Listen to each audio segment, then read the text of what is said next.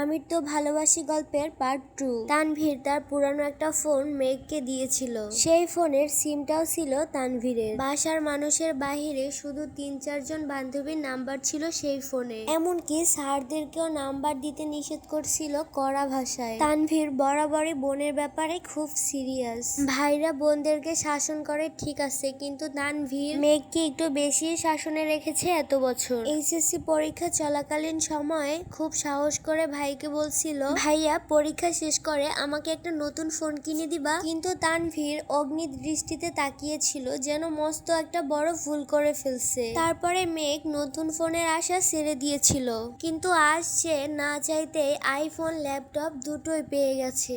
এ যেন মেঘ না চাইতেই বৃষ্টি। আর মনে ভাবছে, মনে হয় তানভীর ভাইয়াই বলছে ফোন আর ল্যাপটপ আনতে, নয়তো উনি কিভাবে জানবে আমার ফোন নেই। এইদিকে আবির কি যেন ফোনের মধ্যে 1 ঘন্টা যাবত মন দিয়ে কাজ করছে। হঠাৎ আদি দৌড়ে এসে দরজার সামনে দাঁড়ায়। আদি বলতেছে, ভাইয়া তোমাকে খেতে ডাকতেছে। আবির বলল, যা আমি আসতেছি। 10 মিনিটের মধ্যে সাদা শার্ট পরে রেডি হয়ে নিচে নামলো আবির। অসময়ে তেমন কেউ নিচে নেই। বিকেল 4টা বাজে, সবার খাওয়া অনেক আগেই শেষ হয়ে গেছে। মালিহা খান বসেছিল ছেলের জন্য। ছেলের ফিটফাট রেডি হওয়া দেখে মালিহা খান জিজ্ঞাসা করছেন, কোথায় যাবি আবির? আবির বলল, হ্যাঁ একটু কাজ আছে। আবির চুপচাপ খাবার খাচ্ছে। ছোটবেলায় যা যা পছন্দ করত সব খাবার আজ রান্না হয়েছে ঘরে। সব খাবার খেতে পারেনি, যতটুকু সম্ভব খেয়ে উঠে পড়েছে। এর মধ্যে তানভীর হাজির হয়েছে। শান্ত কণ্ঠে বলল, ভাইয়া আমি রেডি, এখন যাবে নাকি লেট হবে? মালিহা খান রান্নাঘর থেকে ডেকে বলতেছেন, গাড়ি নিয়ে বের হবি না? চাবি নিয়ে যা। আবির বলল, গাড়ি লাগবে না আম্মু। দেন 2 ভাই বের হয়ে গেল। যৌথ পরিবারগুলোর মধ্যে সব থেকে আনন্দময় সময় হলো সন্ধ্যাবেলা। বাড়ির সকলে মিলে হইচই করে। বিকালের নাস্তা খাওয়া, একসাথে টিভি দেখা, খেলাধুলা করা, আড্ডা দেওয়া। সমস্যা শুধু বড় ভাই তানভীর সবসময় মেঘকে চোখে চোখে রাখে। কি করছে, কি না করছে, কখন খাচ্ছে, পড়াশোনা ঠিক মতো করতেছে কিনা, এইসব কিছু দেখাই যেন তার একমাত্র কাজ। কিন্তু মিম আর আদিকে কোনোদিনও একটা ধমক পর্যন্ত দেয়নি তানভীর। এই কেমন দুমুখো ব্যবহার। তানভীর যতক্ষণ বাসার বাহিরে থাকে, মেঘ ততক্ষণ মুক্ত স্বাধীন। তানভীর বাসায় না থাকায় 3 ভাই বোন মিলে ছোটাছুটি করছে। মেঘ যা বলে ছোট দুটো তাই করে। মেঘ আর আবিরের এখনো দেখা হয়নি। মেঘ কোচিং থেকে এসে রুমে যে ঢুকেছিল, তার গিফট নিয়ে ব্যস্ততার কারণে সবে মাত্র রুম থেকে নিচে এসেছে।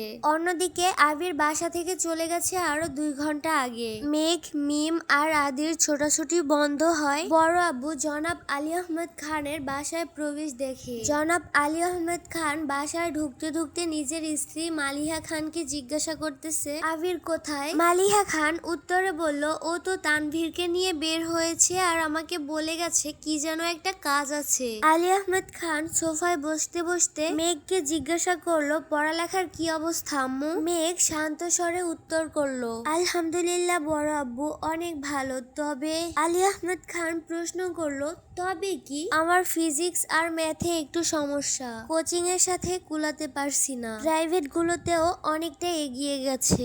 আলী আহমেদ খান বলল, ঠিক আছে, তোমার জন্য প্রাইভেট টিচার নিয়ে আসবো। কাল বা পরশুর মধ্যেই ম্যানেজ করতেছি। তুমি চিন্তা করো না, মন দিয়ে পড়াশোনা করো আম্মু। তোমার ভাই তানভীর তো আমার কোনো কথা শুনে না, আর না শুনে তোমার আব্বুর কথা। কোথা থেকে যেন মাথায় ভূত চেপেছে, রাজনীতি করবে। পড়াশোনায় গুরুত্ব না দিয়ে রাজনীতিতে গুরুত্ব দিচ্ছে। তুমি ভালো করে পড়াশোনা করো, যেন মেডিকেলে নয়তো ঢাকা বিশ্ববিদ্যালয় চান্সটা হয়ে যায়। মেঘ বলল, জি বড় আব্বু, চেষ্টা করব। আলী আহমেদ খান জিজ্ঞাসা করলো, তোমরা কি কিছু খেয়েছো? এবার উত্তরটা মিম দিল, হ্যাঁ বড় আব্বু, খেয়েছি আমরা। ঠিক আছে, এখন রুমে গিয়ে পড়তে বসো। 3 ভাই বোন কোনো কথা না বলে 3 দিকে যে যার যার রুমে চলে যাচ্ছে। রাত 9টায় বাড়িতে ঢুকে আবির আর তানভীর খাবার টেবিলে খেতে বসছেন 3 ভাই আর আদি। মিম, মেঘ কেউ নেই রান্নাঘরে। খাবার রেডি করছে 3 যা মিলে। বিকেলে আবির সাদা শার্ট পরে বেরিয়েছিল। সাদা শার্টে 2-3 জায়গায় একটু একটু রক্ত লেগে আছে, আর আবিরের হাতে 3টা 1 টাইম ব্যান্ডেজ লাগানো। নজর পড়ে ইকবাল খানের। কিরে আবির, তোর হাতে কি হয়েছে? শার্টেই বা কিসের দাগ? এ কথা শুনে ছুটে আসেন মালিহা খান। কি হয়েছে আবির? বুকের ভিতরে স্যাঁত করে উঠেছে। একমাত্র ছেলের শরীরে একটা আঁচড়ও সহ্য করতে পারেন না মা। আবির বলল তেমন কিছু না, হাতে একটু লেগেছিল, চিন্তা করো না, ঠিক হয়ে যাবে। আর কোনো কথা না বাড়িয়ে সিঁড়ির কাছে চলে যায় আবির। আলী আহমেদ খান ছেলের দিকে তাকিয়ে প্রশ্ন করেন, খাবে না?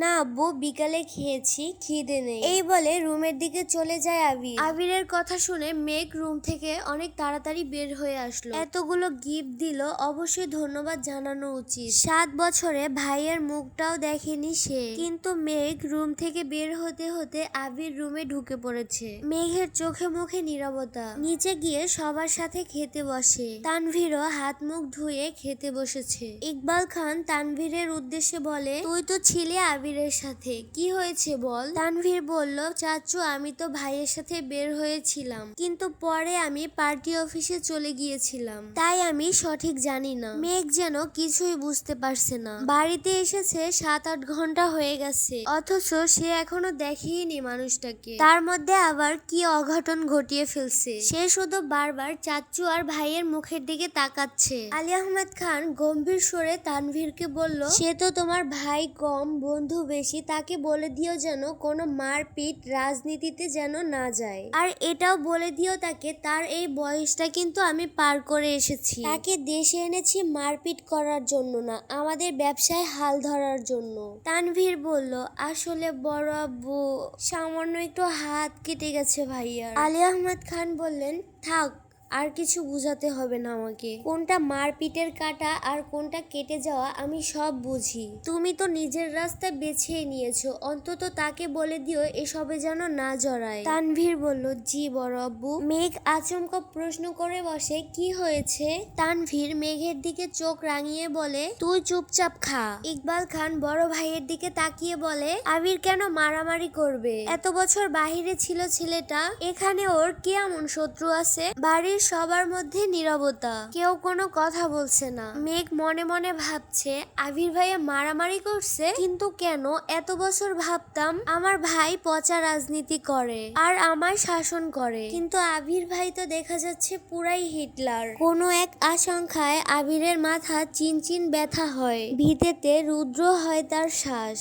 বারান্দায় দাঁড়িয়ে কি যেন আনমনে ভেবে যাচ্ছে আবির। দূরে ওই 4টার দিকে তাকিয়ে আছে, চক্ষু যেন এক মুহূর্তের জন্য সরছে না, পল্লবও পড়ছে না একটিবার। তার দুর্বোধ্য দৃষ্টি। হঠাৎ কারো অস্তিত্ব বুঝতে পেরে সাবলীল ভঙ্গিতে নড়ে চড়ে দাঁড়ায়, দৃষ্টি সরিয়ে নেয় চাঁদ থেকে, ঘাড় ঘুরিয়ে দেখে নেয় মানুষটাকে, ধীর স্থির কণ্ঠে জানতে চায় কিছু কি হয়েছে। তানভীর সরল মনে বলে, বড় আব্বু বুঝতে পেরে গেছে তুমি মারপিট করেছো, তাই তোমাকে সাবধান করতে বলছে, যেন মারপিট আর রাজনীতিতে না জড়াও।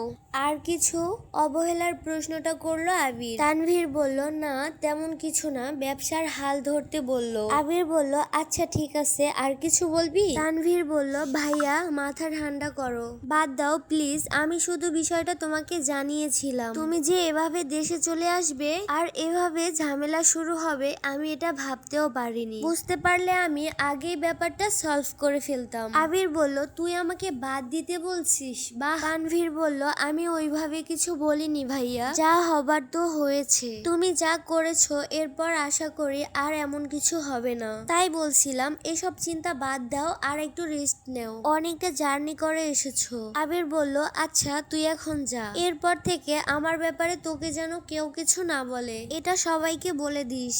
এত বছর বাহিরে ছিলাম, এখন তো দেশে আছি, যার যে কথা সবাই যেন এসে আমাকে বলে, আর আগামীকাল 12টার আগে কেউ যেন আমাকে ডাকতে না আসে। তানভীর, আচ্ছা আসছি আমি। এতক্ষণে মেঘে ঢেকে গেছে চাঁদ। অসীম দূরত্বে তাকিয়ে কি যেন ভাবছে ছেলেটা। তারপরে রুমে এসে দরজা আটকে ব্যাগ রেখে একটা সিগারেট বের করলো। বারান্দায় বসে সিগারেট জ্বালিয়ে ঠোঁটে ধরে। দৃষ্টি পড়ে অনেক দূরে গাছের পাতার ফাঁকে ল্যাম্পপোস্টের ক্ষুদ্র আলোর দিকে। তার নিচে 2-3টা কুকুর আপন মনে চিল্লাচিল্লি করছে। সিগারেট খাওয়াটা আবিরের নিত্যদিনের অভ্যাস না। যখন খুব রাগান্বিত আর টেনশনে থাকে বা নিজেকে কন্ট্রোল করার শক্তি হারিয়ে ফেলে, তখন সিগারেটের ধোঁয়ার মধ্যে নিজের কষ্ট, রাগ, চিন্তা, অভিমানগুলোকে উড়িয়ে দেয়। সিগারেটে কয়েকটা টান দিয়ে ফেলে দেয়, তারপরে টান টান হয়ে শুয়ে পড়লো নিজের বিছানায়। মাথার নিচে 2 হাত রেখে চোখ বুজলো।